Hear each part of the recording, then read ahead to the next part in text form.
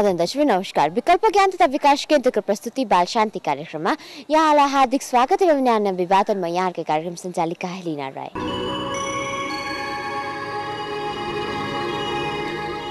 बालबालिकाहरूका हक र अधिकार सम्बन्धी विविध कुराहरू गर्ने क्रममा आज मैले बाल श्रम र यसले बालबालिकाहरूको विकासमा कस्तो असर परेको छ भन्ने विषयमा कार्यक्रममा केही चर्चा गर्नेछु। तर त्योभन्दा अघि हेरौँ बालबालिकाहरूका स्थिति परिस्थिति झल्काउने हाम्रो निर्णय स्तम्भ बाल परिवेश।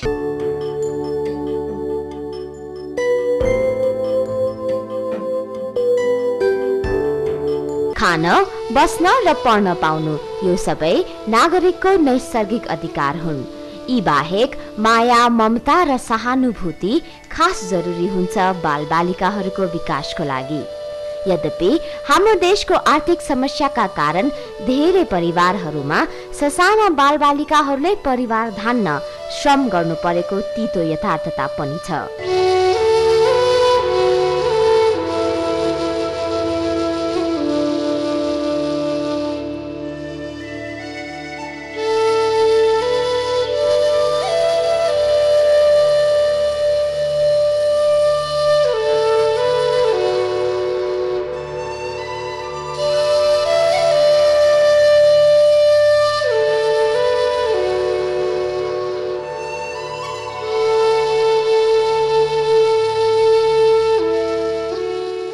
घरेलु कामदार र औद्योगिक कामदारका रूपमा अहिले बालबालिकाहरू जताततै देख्न पाइन्छ। कतिको भनाइ परिवार धान्नका लागि काम गरेको भन्ने छ भने कति पढाइको विकल्पमा यसरी काम गरेको भन्ने पाइन्छ।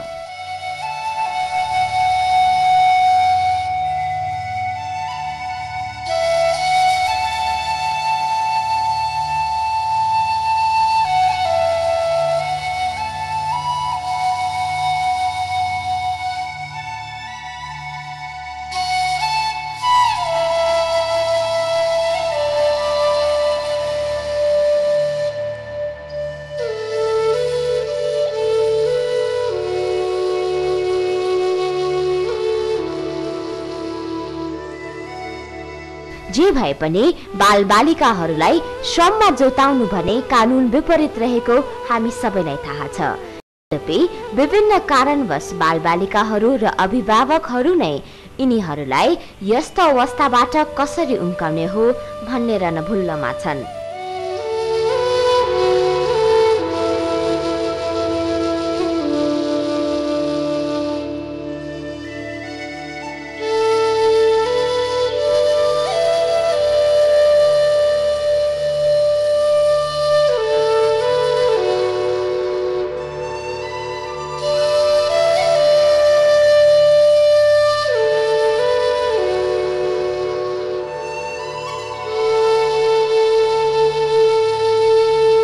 हुन त 16 वर्ष मुनिका बालबालिकाहरूलाई श्रममा लगाउन नपाइने भन्ने अन्तर्राष्ट्रिय कानुनको सहमति हाम्रो देशले पनि गरेको हो। तर पनि अझै बाल श्रमिकहरूको संख्या घटेको भान हुँदैन। वैकल्पिक रूपमा शिक्षा दीक्षाको अवसर सृजना गराउन नसकेर समेत बालबालिकाहरू पढ्ने खर्च जुटाउन श्रममा लागेको पाइएको छ।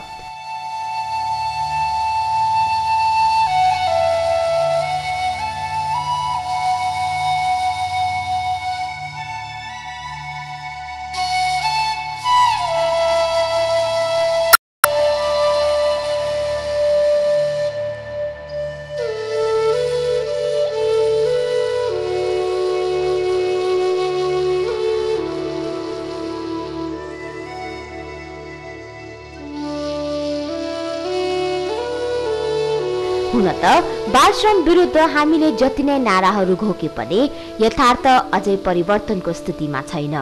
समस्याको अझै समाधान निस्किएको छैन। आधा जनसङ्ख्या र भोलिको कर्णधार हाम्रा बालबालिकाहरू अझै पनि शिक्षाको साटो काममा मस्त भइरहने अवस्था छ।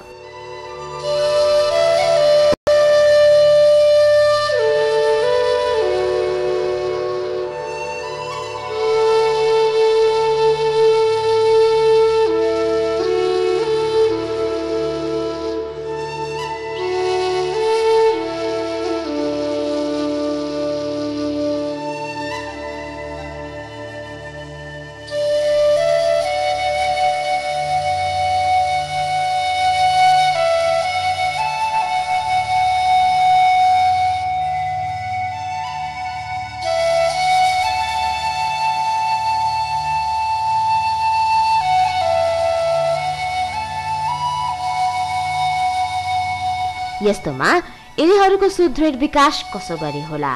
देशले सक्षम र शिक्षित नागरिक कहाँबाट उत्पादन गर्ला? प्रश्न धेरै छन्, यद्यपि परिवेश यस्तै छ।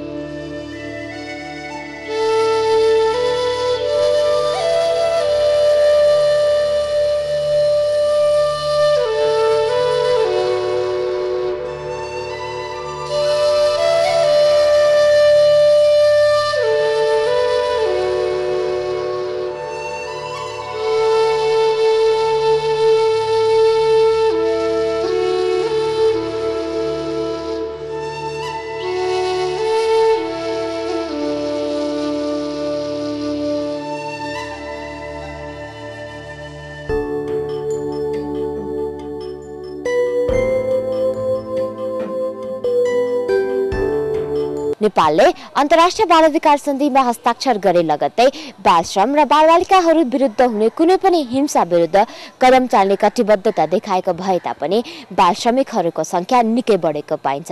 घरेलु रूपमा होस् अथवा औद्योगिक रूपमा ससाना बालबालिकाहरू काममा लागेको हामीले निकै देख्न पाउँछौँ।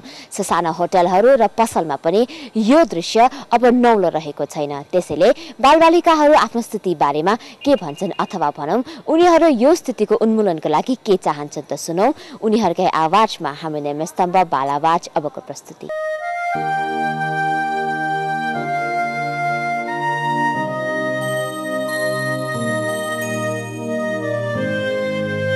बाल अधिकार भनेको सबैले पढ्नु पाउनुपर्छ। बाटोमा फोहोर टिपेर हिँड्ने बालबालिकालाई सरकारले हेर्नुपर्छ र पढाउनु पर्छ। मलाई बाल अधिकार भनेको यही थाहा। काम नगराइ पढाउनु पर्छ र तिन पढाएका बालबालिकाले भोलि पर्सि उनीहरूलाई पनि हेर्छन्। तपाईँको नाम के हो? राम। अनि तपाईँ के गर्नुहुन्छ? म ग्यारेजमा काम गर्छु। तपाईँ कति वर्षको हुनुभयो? म 13 वर्ष हो। तपाईँ स्कुल जानुहुन्छ? पहिला गएको छ, अहिले जान्न। पहिला कहाँ जानुहुन्थ्यो? त गोर्खामा पढ्थेँ। हो, तपाईँ जस्तो सानो उमेरको नानीले बच्चाले त्यो गर्नुपर्छ जस्तो लाग्छ? लाग्न त लाग्छेन, अब यस्तै काम पाएँ यस्तै। तिम्रो घर कहाँ हो नि? जागृति नगर। अनि तिमी पढ्छौ? पढ्छु। कति क्लासमा पढ्छौ? कहाँ पढ्छौ? 4 क्लासमा गुजेश्वरीमा। गुजेश्वरीमा। अनि तपाईँको नाम के हो नि? कविना तामाङ। अनि तपाईँ चाहिँ पढ्नुहुन्छ? पढ्छ। कहाँ पढ्नुहुन्छ? घुम्ती आँगन स्कुलमा। अनि तपाईँ कति वर्ष हुनुभयो? 9। तिम्रो नाम के हो? बिमसना। अनि कति वर्ष भयो? 11 वर्ष भयो। अनि के गर्छौ? अहिले म पढ्दैछु। कहाँ पढ्छौ? यहाँ विकल्प घुम्ती आँगन स्कुलमा। अनि त्यसपछि के अरे तिमी कति वर्षको भयो? म 11 वर्षको भएँ।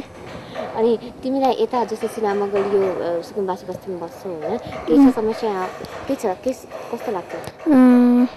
घरबाट पानी चाहिन्छ अनि पानी पर्दा पानी चाहिन्छ अनि त्यति नै।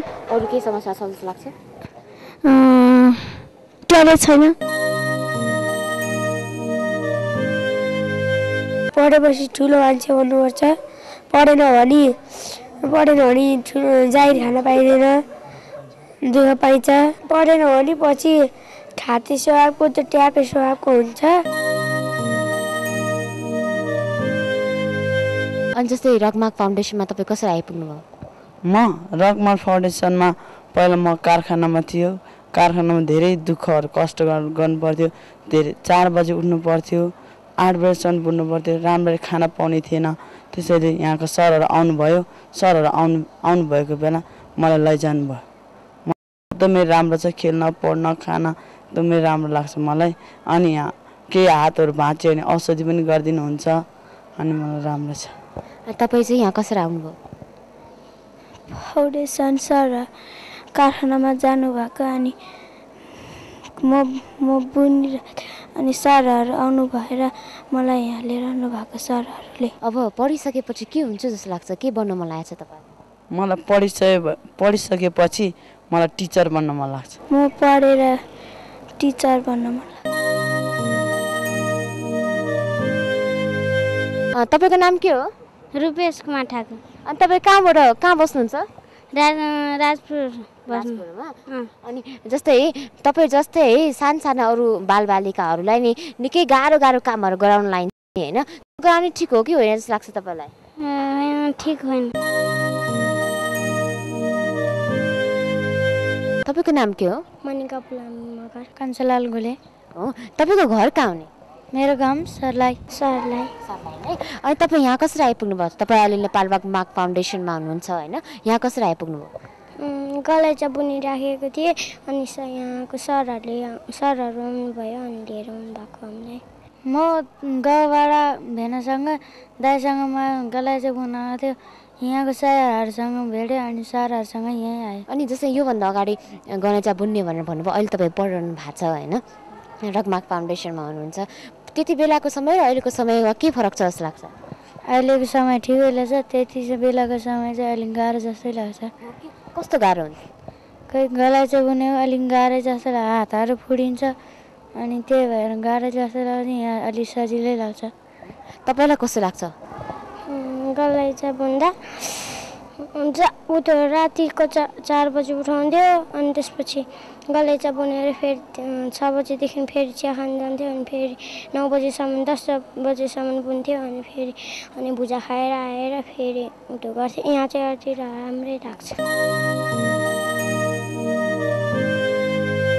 तपाईँ जस्तै भाइ बहिनीहरूलाई होइन, तपाईँ जस्तै उमेरको बालबालिकाहरूलाई काम गराउनुहुन्छ कि हुँदैन जस्तो लाग्छ? हुँदैन जस्तो लाग्छ, किनकि बच्चाहरू पढ्नुपर्छ। अनि के अरे त्यो ठुल्ठुलो कामहरू गराउँछ जस्तो गैँचा बुन्नेहरू होइन, ढुङ्गा कुट्नेहरू जस्तो गराउनुहुन्छ कि हुँदैन? त्यस्तो गर्नु हुँदैन, उनीहरूलाई पढाउनु पर्छ।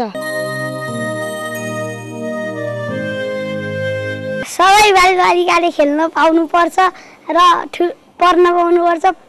पढेपछि ठुलो भएपछि जागिर खाएर पाइलट इन्जिनियरहरू बन्न पाउनुपर्छ र उनीहरूले आफ्नो आमा बाउलाई पाल्न पाउँछ। तपाईँको नाम के हो? मेरो नाम अमृत हो। तपाईँ कहाँबाट आउनुभयो? म सर्लाईबाट आउनुभएको। तपाईँले खुट्टामा यो लाउनु भएको रहेछ खुट्टामा होइन, के भएको तपाईँको? मेरो गाउँमा सानो हुँदा फुटबल खेलेर भाँचेको हो।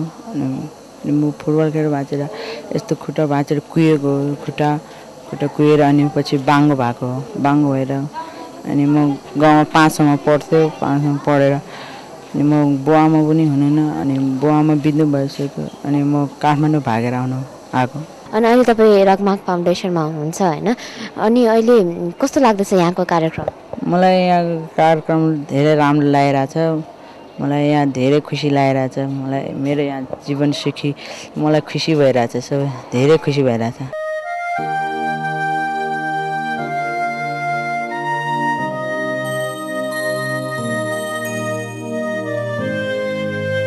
बाल श्रमको उन्मूलन हुनुपर्दछ र बालबालिकाहरूले स्वतन्त्र रूपमा सबै अधिकार पाउनु पर्दछ भन्ने भनाइमा मात्र सीमित रहेको भान हुन्छ। हुन त हाम्रो देशको राजनैतिक उथलपुथल र आर्थिक समस्याको कारणले गर्दा पनि अझ कति धेरै बालबालिकाहरू श्रम गरे जीविकोपार्जन गर्न बाध्य भएका छन्। यस्तो अवस्थामा ठुला बडा भनाउँदा अथवा अभिभावक भनाउँदाहरू यस अवस्थाबारे के भन्नुहुन्छ त हामीले बुझ्ने कोसिस गरेका छौँ। हाम्रो नियमित स्तम्भ विमर्श विज्ञ अन्तर्गत अबको प्रस्तुति।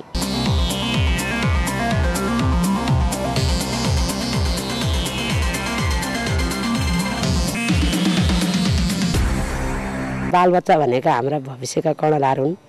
भोलि उनीहरूको लागि हामीले राम्रो होस् भन्ने मात्रै चिताउनुपर्छ। सम्पूर्ण बालबालिकाहरूलाई दुःख र दुखितमा देख्दा अभिभावकहरूको चित्त बुझ्दैन। कुनै बालबच्चाले दुःख नपाउन्। हाम्रै छोराछोरी जस्तो सडकका बाहिरका पिछडिएका बालबच्चा दुखी गरिब सबै समान पढ्न पाउन्, शिक्षा पाउन्, दीक्षा पाउन्, उपचार पाउन्, घाँस बाँस कबास राम्रोसँग पाउन् र बच्चाहरूले कडा श्रमको काम गर्नु नपरोस्। उनको भविष्यको लागि पढाइको कामना गर्नु पाउन्, सधैँ शिक्षित बन्न पाउन्। बच्चा भनेका भविष्यका कर्णधार नभइकन नयाँ नेपालको पनि कोपिला हुन्। आजका कोपिला भोलि फक्रेर देखाउनेछन् र बच्चाहरूलाई राम्रोसँग शिक्षा दीक्षा औषधि उपचार खानप्यान सबैको हामी अभिभावक जिम्मेवारी भएर श्रम शोषणबाट बचाएर आफ्नो नभएर अरूको पनि हाम्रै छोराछोरी समान हुन्। सबैलाई शिक्षा दीक्षा दिएर पढ्नु मात्रै पाउन्। बाल अधिकार पढाइभन्दा ठुलो अरू केही छैन भन्ने लाग्छ।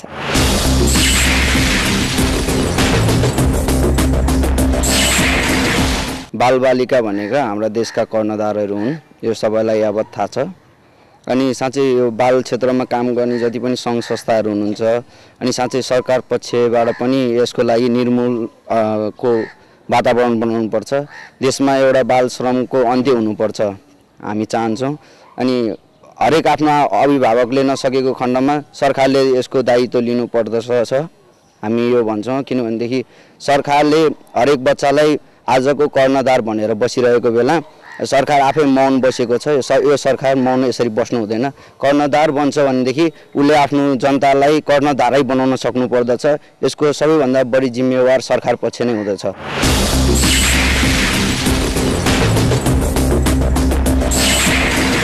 बालबालिका भनेको 16 वर्षदेखि उमेरकोलाई ठुलो सक्तो काम गराउनु भएन, नसक्तो काम गराउनु भएन। उसमा उनलाई अनि नेपालको कर्णधार भन्नु पर्यो। नराम्रो लाग्छ नि। अनि सानो बच्चाहरूलाई यस्तो भाँडासाँडा मजाको देख्दाखेरि हामीलाई पनि दुःख लाग्छ। त्यसो भएर कसैले पनि नगर्नु पर्यो। अनि आफ्नो बच्चाहरूलाई शिक्षित राख्नु पर्यो, लेखाइ पढाइमा ध्यान दिनु पर्यो। त्यही नै हो मेरो उद्देश्य।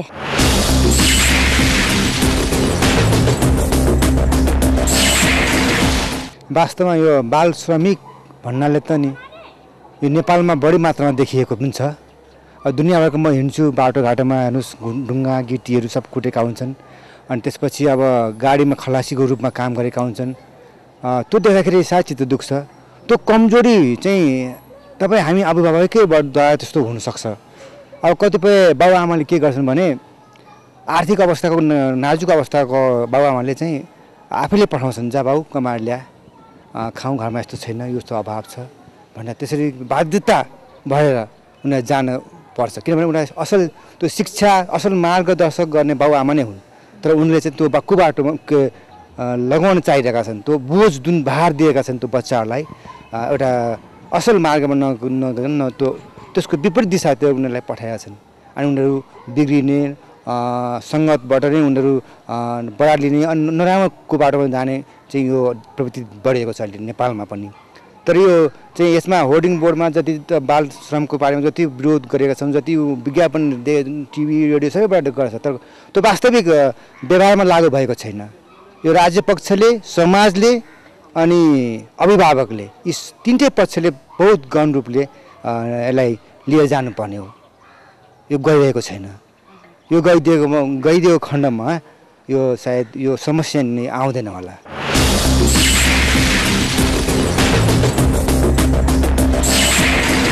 बालबालिकाहरूलाई नि कठोर काममा लाउनु हुँदैन भनेर भन्छन् होइन, तपाईँलाई कस्तो लाग्छ? मलाई त राम्रो लाग्दैन त्यो। अब के हुन्छ, अब पढाएको राम्रो हुन्छ हो नि। अब बच्चाहरूलाई राम्रो गरे पो राम्रो हुन्छ त, नराम्रो गरेर राम्रो हुन्छ त होइन।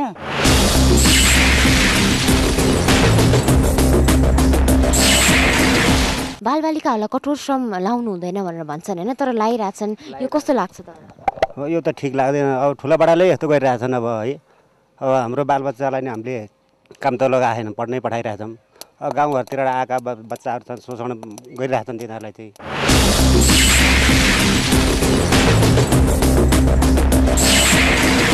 बालबालिकालाई भनेको अब राम्ररी शिक्षा दिनुपर्छ। उनीहरूको श्रम शोषण भनेको गर्नु हुँदैन।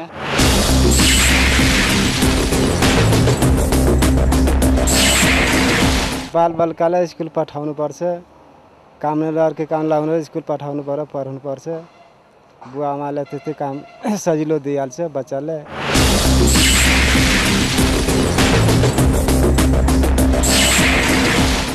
बच्चालाई चाहिँ किनभने पढाइ होस्, राम्रो होस्, सबैलाई चाहिँ देख्दाखेरि चाहिँ राम्रो एकदम इमान्दार होस्।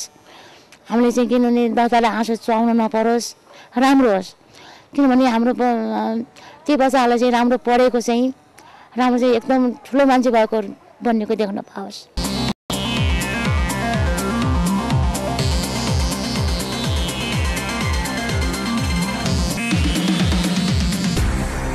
पक्कै पनि बाल श्रमले बालबालिकाहरूको विकासमा निकै ठुलो ठेस पुर्याउँछ भन्ने कुराबाट हामी अनभिज्ञ छैनौँ। त्यसैले आज यसै कार्यक्रम मार्फत हामी सम्पूर्ण अभिभावकहरूलाई बाल श्रम उन्मूलनका लागि जुट्न आह्वान गर्दछौँ। यी कुराहरूलाई यही छाड्न लागौँ बालबालिकाहरूकै क्रियाकलाप र घटनाहरू समेटी तयार गरिएको हामी नियम स्तम्भ बाल समाचारतर्फ।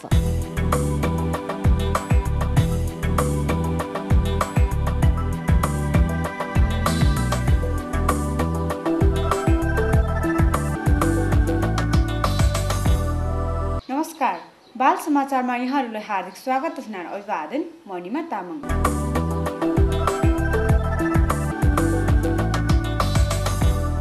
बालबालिकाहरूलाई स्वास्थ्य र विभिन्न सरुवा रोगहरू सम्बन्धी जानकारी दिन र अभिभावकहरूलाई यी रोगहरू सम्बन्धी जनचेतना फैलाउनका लागि महाकाल स्थित करुणा क्लबका युवाहरूले एक अन्तर्क्रिया कार्यक्रमको आयोजना गरिएको थियो।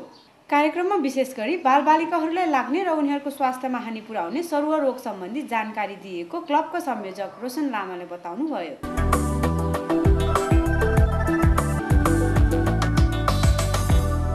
विश्वव्यापी बाल अधिकारको सन्दर्भमा गत मङ्सिर 5 गतेका दिन शान्तिगृह नेपालले प्राविधिक साततर्फ नेपाल कलाकार समाज र HCMC 13 नेपालका साथसाथै जर्मनीको एक संस्थाको संयुक्त सहयोगमा Nepal academy of fine art Araniko gallery बाल मन्दिरमा अन्तर्राष्ट्रिय कला प्रदर्शनी कार्यक्रम आयोजना गरेका थिए। सो कार्यक्रममा HCMC 13 नेपाल र विभिन्न देशका पेशागत कलाकारहरूले विश्वव्यापी बाल अधिकार सम्बन्धी चित्रकला प्रस्तुत गरेका थिए।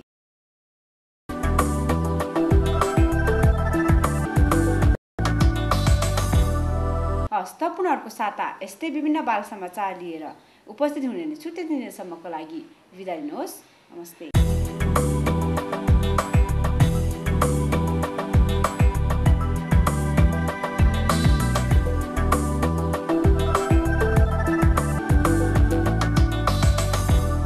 हस्त आजको हाम्रो कार्यक्रम यहाँलाई कस्तो लाग्यो के सल्लाह र सुझाव हामीलाई पत्राचार गर्नुहोला। हाम्रो ठेगाना छ विकल्प ज्ञान तथा विकास केन्द्र बौद्ध महाकाल फाँट। हाम्रो पोस्ट बक्स ठेगाना छ 2365 काठमाडौँ नेपाल। त्यस्तै हाम्रो इमेल एड्रेस रहेको छ vikalpanepa@yahoo.com र हामीलाई फोन गर्न चाहेमा हाम्रो फोन नम्बर छ 4821 625। हस्त दर्शकबिन आगामी साता पुनः बालबालिकाहरूसँग सम्बन्धित यस्ता विविध जानकारीहरू लिएर उपस्थित हुने नै छु। तबसम्मको लागि म लगायत सम्पूर्ण युनिटलाई बिदा दिनुहोस्। नमस्कार।